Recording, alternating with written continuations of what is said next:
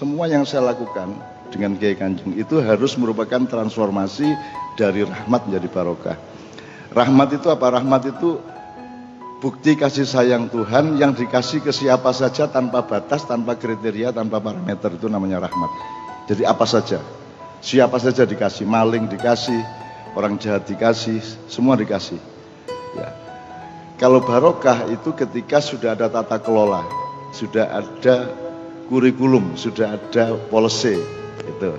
Nah, ada Diknas ini, ada Kemendiknas ini kan itu adalah usaha transformasi agar rahmat Allah yang berupa ilmu dan kecerdasan serta akal ini oleh Diknas diprogram melalui satu sistem pendidikan supaya menjadi berkah bagi seluruh rakyat Indonesia, kan begitu kira-kira. Gitu. Itu pertama, saya tidak memaksakan apa-apa, saya cuma membeberkan seperti itu.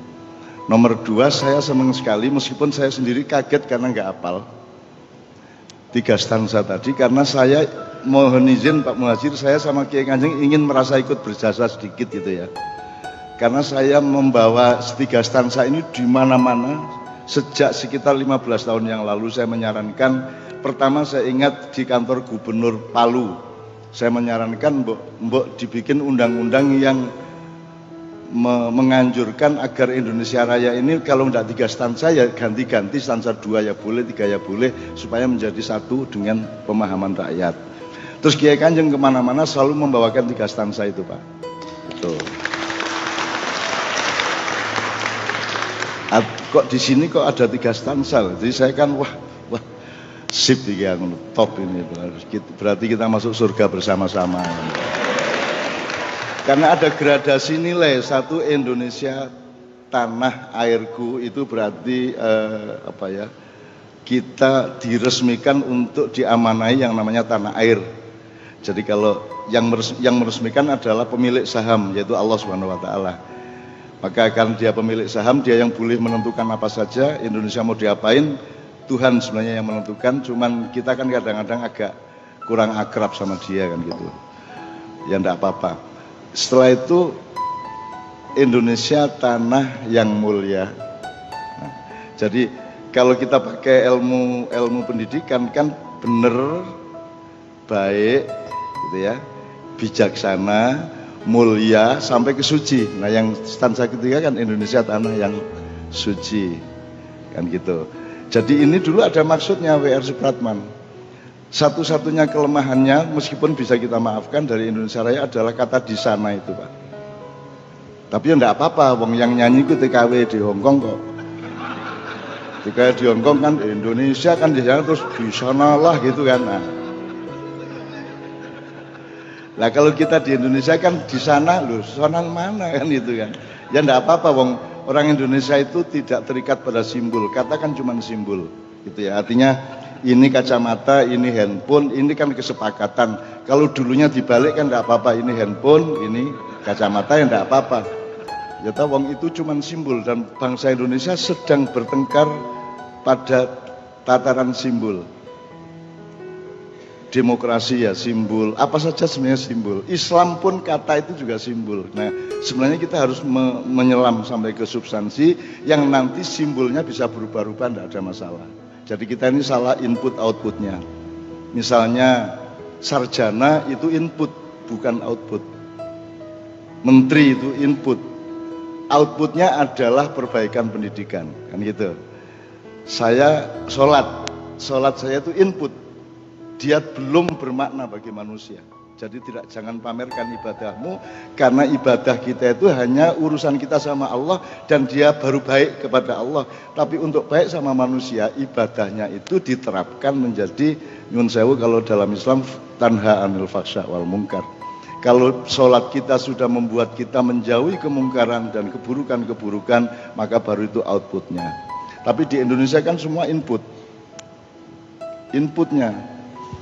Loh, pilih presiden aja yang dipersoalkan orangnya kok, bukan trayeknya, mau kemana itu enggak. Wong sekarang naik bis saja kan, Anda ada yang pernah naik bis tahu nama sopirnya? Angkat tangan. nggak ada. Ini bukan ilmu saya, itu ilmunya anak saya kemarin. Wong kita naik bis saja, yang kita harus tahu itu trayeknya ini jurusan mana. Perkara supirnya beragama apa, namanya siapa, anaknya berapa kan tidak ada urusan. Jadi sebenarnya nggak ada masalah dengan Jokowi apa Prabowo atau siapapun. Yang menjadi urusan adalah ini mau dibawa kemana Indonesia, gitu kan. Tapi kan Indonesia itu salah satu bentuk kemesraannya adalah bertengkar. Gitu. Kalau enggak bertengkar enggak enak gitu. Gatel, aduh wis suwe gak gelut tak gelut gitu kan. Istri suami aja kalau enggak paidu-paiduan, minggat itu kan bentuk kemesraan. Ya. Jangan dipikir wanita minggat itu dia ingin pisah, dia ingin dijemput. Betul enggak? Betul Pak ya? Jadi kalau minggat, iya pengalaman Pak. Jadi lari dari rumah sambil noleh-noleh, lu gak diuber ya. Kira-kira gitu, oke. Oke, jadi input output tadi sudah Pak ya. Jadi potensi aktualisasi. Nah, pendidikan kan begitu Pak. Pendidikan itu kan potensinya dari Tuhan. Aktualisasinya kita yang menentukan. Misalnya Tuhan kasih padi, mau dijadiin apa? Mau jadiin beras nasi apa mau dijadiin output inputnya dari Tuhan itu ketela, manusia yang bikin sistem untuk menghasilkan output atau aplikasi atau aktualisasi. Apa ketela itu menjadi gedok, apa menjadi krepek atau menjadi sawut, menjadi monggo gitu ya. Nah, urusan Dignas adalah dia menciptakan sistem atau mesin budaya, mesin akal, mesin kecerdasan dan mesin rohani untuk supaya beras ini menjadi nasi, tela menjadi gedok dan sebagainya. Nah, potensi anak didik itu kan masih tela Pak, masih padi. Nah, sekarang masalahnya output pendidikan ini siapa yang menentukan semuanya? Kalau mau kembali ke Musahim itu Al-Musahim itu Allah yang maha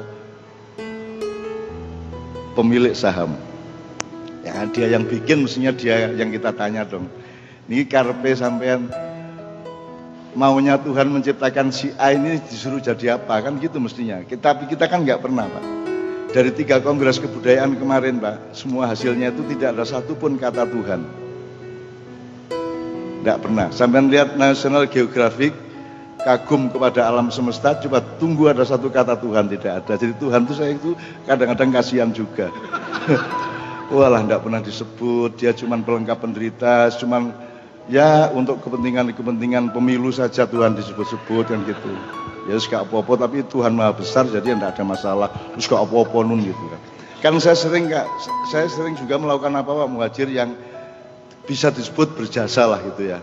Apa itu mendamaikan tawur, apa kan macam-macam juga, apa jilbab, apa kesenian, apa sinau, kan saya sedikit-sedikit ya ono jasane gitu ya. Terus kan tidak disebut Pak. Jadi malam ini, siang ini kita Kiai Kanjeng sudah ke 4.000 berapa? 4.038 titik, 4.038 titik ini sekarang. Itu keluar di koran atau majalah atau media massa tidak ada 5 kali Pak. Dan terus kadang-kadang kan saya ngersulah juga, terus saya sambat Tuhan kebacut arek-arek itu saya bilang kebangetan ya Allah, masa kita ngumpulin 20.000 orang, 30.000 orang acara sampai jam 2 pagi, jam 3 pagi, satu huruf pun tidak keluar di koran. Terus Tuhan ketawa, dapur munun gitu kan. Jangankan kamu, saya itu tidak dipuji loh sama mereka. Saya berjasa macam-macam. Saya itu, wah jasa saya tidak karu-karuan tuh nggak pernah mereka sebut loh. Kok kamu lah, dapurmu sopo gitu kan. Nah, gitu. Akhirnya setelah itu saya ikhlas, nggak apa-apa. Saya kesini tidak untuk berjasa, saya kesini tidak untuk diakui, saya kesini because I love you all. That's all kan gitu. Itu oke. Itu beberapa yang saya untuk mengawali ini. Nah, tema kita hari ini kan pengabdian dan integritas. Jadi teman-teman Korpri ini bagaimana bisa lebih intensif mengabdi. Kan gitu. Nah, saya ingin memulai dengan begini. Saya tanya dulu sama, kalau yang agak belakang eselonnya lebih rendah gitu Pak. Saya tanya dulu Pak. Enggak apa ya? Karena saya kan biasa ketemu orang kecil, jadi kan saya nggak ngomong untuk bapak-bapak yang di depan. Oh gitu ya. Jadi misalnya kalau kita nanti mau guyon, karena kita harus gembira ini. Jangan lakukan apapun tanpa menghasilkan kegembiraan. Karena Allah sendiri menciptakan semua ini, judulnya adalah gembiralah. Beri kabar basyiron wa nadhira, bergembiralah. Jadi saya kemanapun harus bikin ada gembira. Dan saya mohon Anda semua nanti ikut bergembira. Cuman gembira itu kadang-kadang kalau sudah eselon tinggi kan malu Pak. Guyu cekakaan kula mesti arek-arek sing cleaning service. Nah, menteri mosok ada menteri, wah enggak mungkin. Makin rendah eselonnya makin lebar mulutnya kan gitu kan. Karena ada peningkatan budaya Pak. Jadi sekolah SD masih mau jalan kaki, sekolah SMP malu kalau jalan kaki, paling enggak pakai sepeda. Begitu SMA sudah malu pakai sepeda, paling enggak motor. Kalau mahasiswa kalau bisa mobil. Artinya ada kegagalan peradaban. Seharusnya semakin tinggi pendidikan, semakin rendah hatinya kepada masyarakat. Kan begitu.